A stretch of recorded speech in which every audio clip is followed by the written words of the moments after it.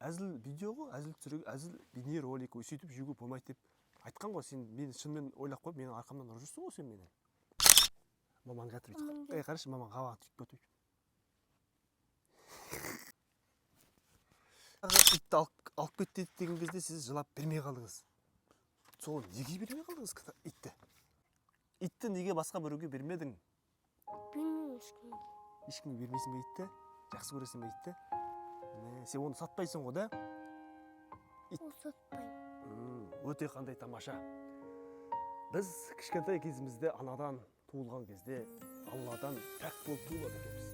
Ал одан қарата, әрмен қарата қаймал болып кетуіміз өзіміздің айналамыздағы ортамызға немесе көбінесе өзімізге байланысты екен деген екен.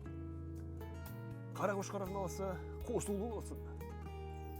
Жас бүлдіршіндер, қадамдарың құтты болсын.